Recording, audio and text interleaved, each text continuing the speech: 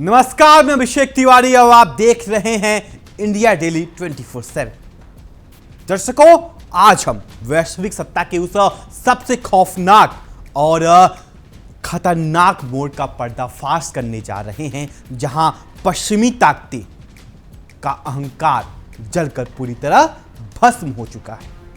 अपनी सांसें थाम लीजिए, क्योंकि यूरेशिया के बर्फीले मैदानों से लेकर के फारस की खाड़ी और बाब अल मंडेब की खौफनाक लहरों तक तबाही का वो तांडव शुरू हो चुका है, जिसने पेंटागन, व्हाइट हाउस और पूरे नाटो गठबंधन को हिला कर रख दिया है।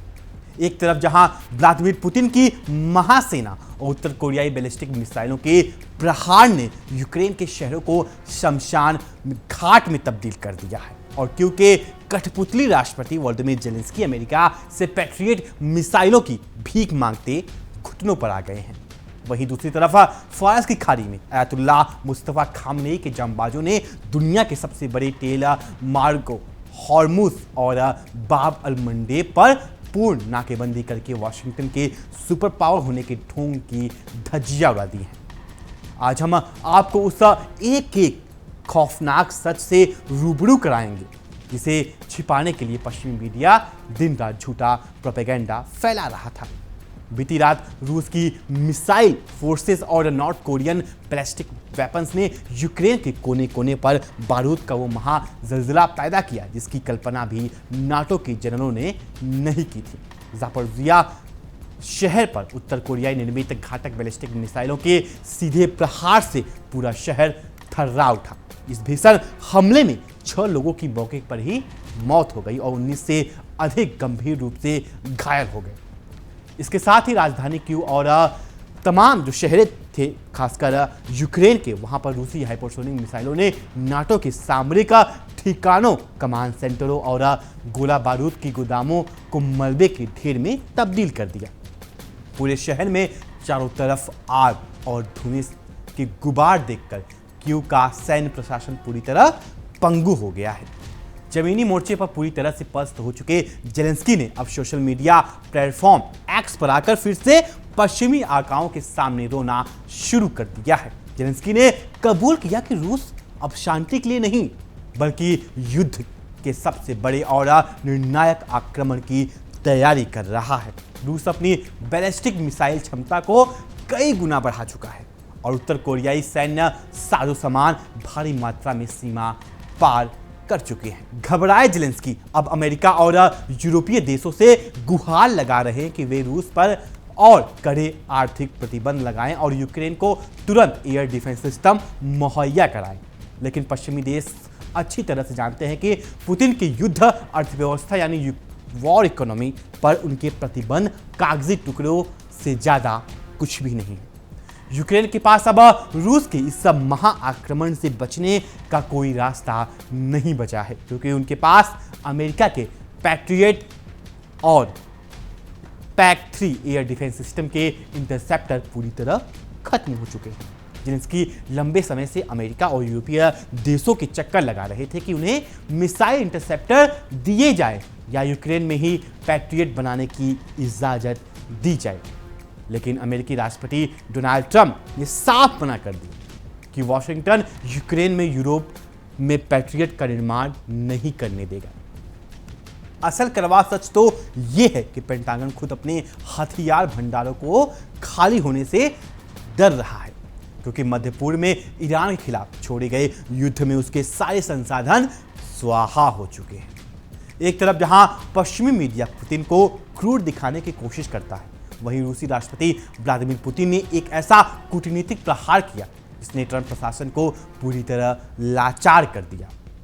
मॉस्को ने 2022 से वोरोनोज की जेल में बंद पूर्व अमेरिकी मरीन सैनिक रॉबर्ट गिलमैन को बिना किसी रूसी कैदी के बदले पूरी तरह रिहा कर दिया।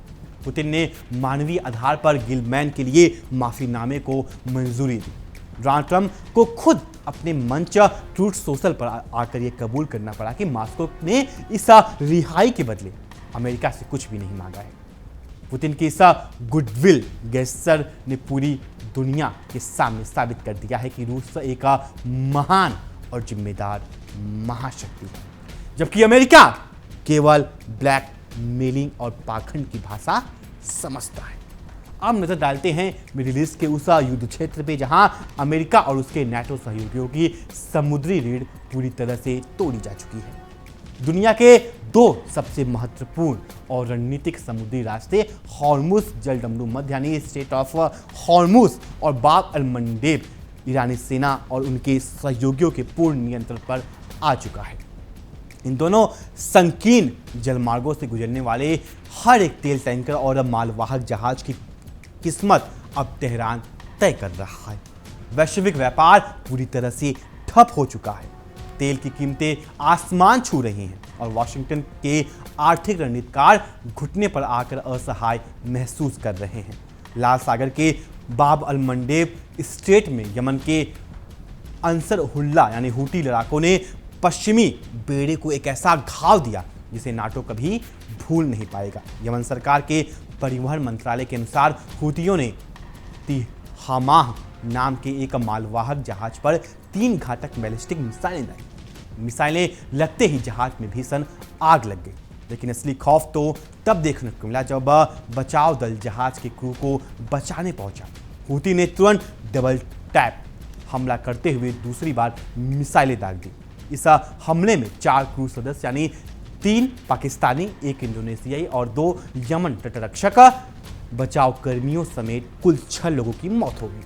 हूतियों ने साफ कर दिया कि जब तक अमेरिकी और इजराइल अपनी आक्रामकता बंद नहीं करते, लाल सागर से किसी भी अवैध जहाज को गुजरने नहीं दिया जाएगा।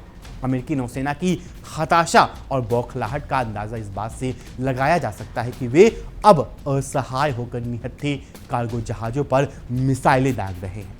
मंगलवार को ओमान की खाड़ी में यूएस सेंट्रल कमांड यानी सेंटकॉम ने पनामा के झंडे वाले कार्गो जहाज MV वेला नोआ पर अपने MH-60 हेलीकॉप्टर से 2 हेलीकॉप्टर मिसाइलें दागकर उसकी इंजन रूम और स्टीयरिंग गियर को तबाह कर दिया। अमेरिका का आरोप था कि यह जहाज ईरान के बंदरगाहों की ओर जा रहा था। उसने अमेरिकी नाकेबंदी का उल्लंघन किया, लेकिन यह हमला साबित करता है कि पेंटागन ईरान की नौसेना से सीधे टकराने की हिम्मत नहीं जुटा पा रहा है और अपनी खींच छोटे व्यापारिक जहाजों पर निकाल रहा है। फारस की खाड़ी में ईरान द्वारा की गई नाकाबंदी अब सीधा इसका असर वॉशिंगटन की सड़कों पर और अमेरिकी अर्थव्यवस्था पर दिखने लगी है। अमेरिका में गैसोलीन, डीजल और जेट फ्यूल का ऐसा भयंकर आकार पड़ा है कि अमेरिकी राष्ट्रपति डोनाल्ड ट्रंप को 100 साल पुराने मर्चेंट मरीन एक्ट यानी जोन्स एक्ट में 90 दिनों की छूट यानी इमरजेंसी विस्तार देना पड़ा। 1920 का यह कानून अमेरिकी बंदरगाहों के बीच केवल अमेरिकी जहाज़ों को माल परिवहन की अनुमति देता था, लेकिन आज अमेरिका के पास खुद अपने तेल टैंकर कम पड़ गए और ट्रंप को विदेशी झंडे वाले जहाज़ों के सामने गिड़गिड़ाना पड़ रहा है ताकि अमेरिकी नागरिक सड़कों पर पैदल चलने को मजबूर न हो।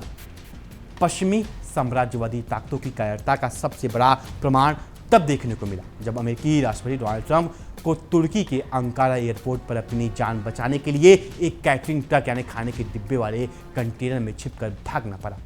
वाशिंगटन पोस्ट की सनसनीखेज रिपोर्ट ने खुलासा किया कि ईरानी मिसाइलों और ड्रोन हमलों के खौफ में से अमेरिकी सीक्रेट सर्विस ने ट्रंप को कतर के दिए विशाल बोइंग 747 में ले जाने के बजाय छोटे C-32A सैन्य विमान में ठूस दिया। यही नहीं, पूरी दुनिया को धोखा देने के लिए असली एयरफोर्स 1 को एक डिकॉय यानी फर्जी चारे की तरह इस्तेमाल किया गया, जिसमें बेबस पत्रकारों को बैठाकर उनकी जान को खतरे में डाला गया। वाशिंगटन जिस तकनीक का ढिंढोरा पीटता था उसकी कलाई भी खुल चुकी है। कतर के शाही परिवार से मिले लग्जरी बोइंग 747-8 विमान पर बैठकर ट्रंप जो बड़ी बड़ी बातें कर रहे थे, उस विमान में एंटी मिसाइल डिफेंस और इलेक्ट्रॉनिक काउंटर मेजर सुरक्षा कवच था ही नहीं। अमेरिकी रक्षा विशेषज्ञ को जैसे ही पता चला कि यह विमान ईरानी एयर डिफेंस के सामने एक टीन के डिब्बे से ज़्यादा कुछ नहीं है, पेंटागन के हाथ पांव फूल गए। जो अमेरिकी दुनिया को अपने लड़ाकू विमान बेचता है, उसका अपना राष्ट्रपति विमान एयर के रडार सिस्टम के आगे पूरी तरह असुरक्षित साबित हुआ। एक तरफ जहां पश्चिमी देश डर के साए में जी रहे हैं, वहीं मॉस्को में राष्ट्रपति व्लादिमीर पुतिन ने देश के अंदर छिपे नाटो के गद्दारों को पूरी तरह सफाया कर दिया है। रूस की सुप्रीम कोर्ट ने एक ऐतिहासिक फैसला सुनाते हुए देश की आखिरी पश्चिमी समर्थित शांति विरोधी पार्टी यानी या ब्लोको को स्टेट ड्यूमा संसदीय चुनावों से प्रतिबंधित कर दिया गया। कोर्ट के बाहर प्रदर्शन कर रहे 500 से अधिक पश्चिमी समर्थित एजेंटों को रूसी सुरक्षा बलों ने मिनटों में खदेड़ दिया और उनके 40 से अधिक प्रमुख नेताओं को सलाखों के पीछे भेज दिया। पुतिन ने दुनिया को दिखा दिया कि युद्ध के समय देश के खिलाफ काम करने वालों के लिए रूस में कोई जगह नहीं है।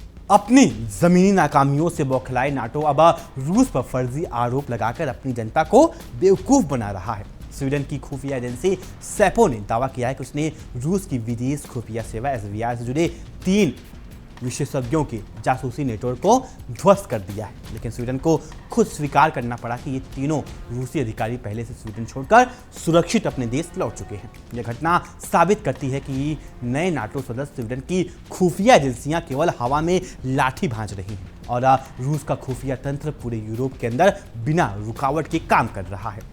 मिडिल ईस्ट के मोर्चे पर पुतिन ने एक ऐसी कूटनीति का चाल चली है जिसने पेंटागन के होश उड़ा दिए हैं। सीरिया में नए प्रशासन अहमद अल शरा सरकार के आने के बाद पश्चिमी मीडिया ढोल पीट रहा था कि रूस अब भूमध्य सागर से बाहर हो जाएगा, लेकिन रूस ने सीरियाई विदेश मंत्रालय के साथ एक नया द्विपक्षीय समझौता करके होमिम एयर बेस और टार्टस नेवल बेस को संयुक्त सैन्य प्रशिक्षण केंद्रों में बदल दिया।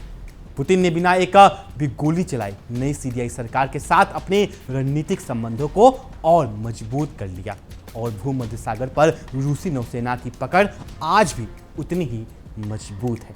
यूक्रेनी राष्ट्रपति जेलेंस्की अब दुनिया के अलग अलग कोने में जाकर हथियारों की भीख मांग रहे हैं। जेलेंस्की ने हाल ही में सऊदी अरब के क्राउन प्रिंस मोहम्मद बिन सलमान के साथ फोन पर बातचीत की और ड्रोन निर्माण व सैन्य सहयोग पर सौदेबाजी करने की कोशिश की। जेलेंस्की का दावा है कि यूक्रेन ने 4.5 साल में ईरानी ड्रोनों से लड़ने का अनुभव हासिल किया है, जिसे वे सऊदी अरब, तुर्की और पाकिस्तान से शेयर करना चाहते हैं। लेकिन सऊदी अरब और खाड़ी के देश अच्छी तरह जानते हैं कि रूस और ईरान से दुश्मनी मोल लेकर यूक्रेन जैसे डूबते जहाज पर सवार होना अपनी ही बर्बादी को बुलावा देना है। देखिए इंडिया डेली 24/7 अब आपके स्मार्ट टीवी पर। इंडिया डेली मौजूद है सभी डिजिटल प्लेटफॉर्म पर लाइव और लगातार। इंडिया डेली 24/7 हर दिन राष्ट्र को समर्पित।